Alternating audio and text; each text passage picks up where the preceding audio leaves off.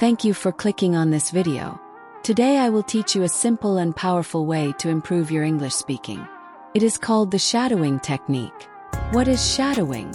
Shadowing means you listen to someone speak in English, then you repeat the words immediately after them. Try to copy the voice, the speed, and the feeling of the speaker. You become like their shadow. That's why it's called shadowing. This method helps you speak more clearly, understand English better, and feel more confident when talking. Now I'm going to tell you a story. This story is told by a girl, and she is also the main character. The story is called I Went to the Airport. Are you ready? Let's begin. And don't forget to like and subscribe to the channel so you can get more shadowing stories to practice English. My name is Anna. I am 22 years old. I live in a small town with my mother and my little brother. I work in a bookstore. I like my job because I love books. But one day something happened. Something very different. It was a rainy morning. I woke up early and checked my phone. There was a message from my best friend Maya. It said, "Anna, please come to the airport today. Need you. 12 p.m. Terminal 3. I didn't understand. Why did Maya want me to go to the airport? She didn't say more. I tried to call her but her phone was off. I looked at the clock. It was already 10 a.m. I had only 2 hours. So I put on my jeans, a pink jacket, and took my umbrella. I told my mom, "Mom, I need to go to the airport. Maya needs help." My mom looked worried but said, "Be careful, Anna." Took the bus. It was cold and wet. The bus was full of people and I stood the whole time. Kept looking out the window. The sky was gray and I saw planes in the distance. Finally I reached the airport. It was very big and noisy. People were running, talking, and carrying bags. I looked for Terminal 3. Took me 10 minutes to find it. But when I got there, Maya was not there. I waited 10 minutes, 15 minutes, 20 minutes. Still no Maya. I started walking around Terminal 3. There were many shops, coffee places, and people waiting with flowers. I thought maybe Maya was late, or maybe she wanted to surprise me. I checked my phone again but there were no new messages. Suddenly, I saw a little boy crying near the chairs. He looked lost. I went to him and asked, "Are you okay?" He said, "I can't find my mom." I felt sorry for him and decided to help. We walked together to the information desk. The woman at the desk made an announcement on the microphone. After 5 minutes, the boy's mother came running and hugged him. She said, "Thank you so much for helping my son." I smiled, but in my heart I was still worried about Maya. Where was she? Why did she ask me to come here? I looked at the big screen that showed flight numbers and times. There was a flight arriving from Paris at 12:05. Could Maya be on that plane? I didn't know, but I waited and watched. At 12:05 the doors opened. Many people came out. I looked at every face. Suddenly I saw her. It was Maya. She was wearing a red coat and carrying a suitcase. I ran to her and shouted, "Maya!" She saw me and smiled. We hugged each other. I asked, "What happened? Why didn't you answer my calls?" Maya said, "Anna, I wanted to surprise you. I went to Paris for 1 month. I didn't tell anyone, not even my parents. But I missed you so much, so I asked you to meet me here." I was shocked but also happy. I said, "Maya, you are crazy. But I'm so glad you are back." We laughed together. Then we went to drink coffee at the airport cafe. We sat down at a small table in the cafe. The smell of fresh coffee filled the air, and people around us were laughing and talking. Maya ordered a cappuccino, and I asked for hot chocolate because I was still cold from the rain. We looked at each other and started smiling again. It felt so good to see her after such a long time. I said, "Maya, tell me everything. Why Paris?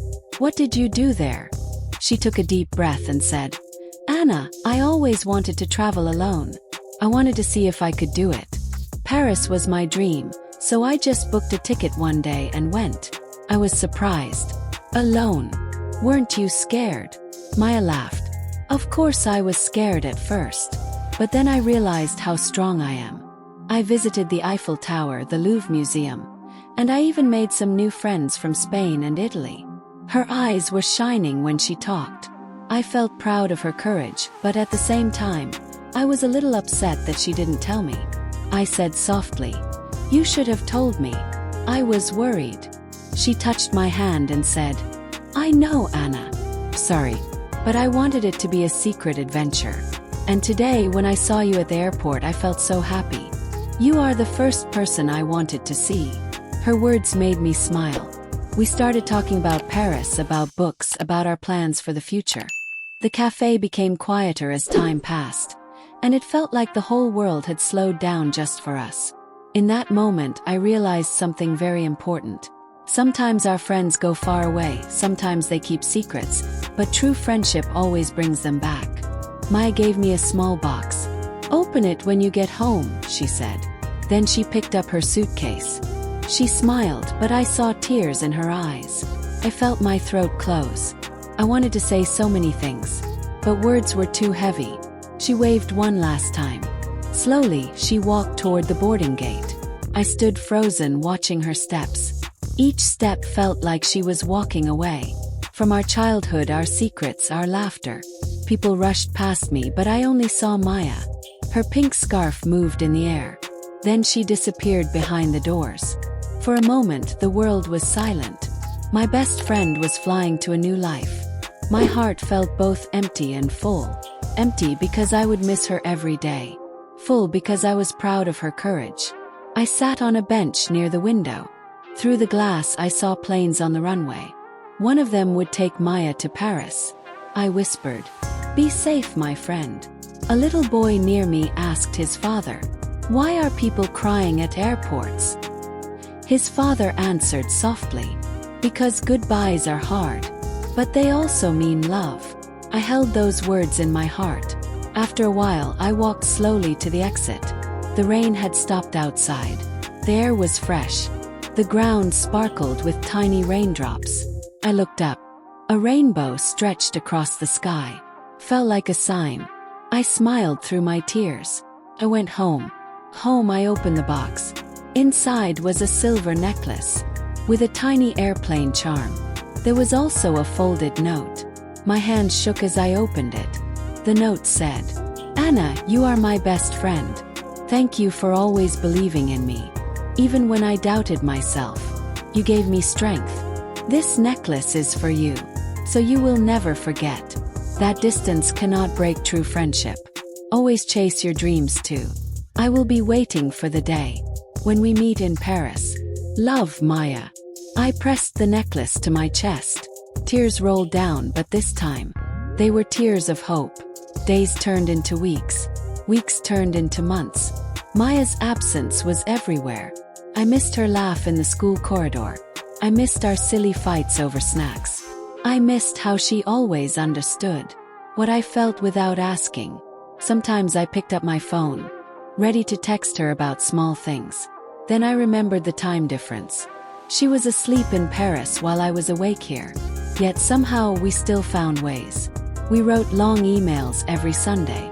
We shared voice notes late at night. She sent me pictures of Paris streets, of coffee shops, of the Eiffel Tower glowing at night. She told me about new friends she made. She told me about challenges too. The loneliness, the language struggles, the pressure of chasing big dreams. I listened carefully. I encouraged her the way she always encouraged me. Sometimes when I felt lost in my own life, I reread her note from the necklace box. Gave me courage. One day a parcel arrived at my door. It was from Paris. My heart raced as I opened it.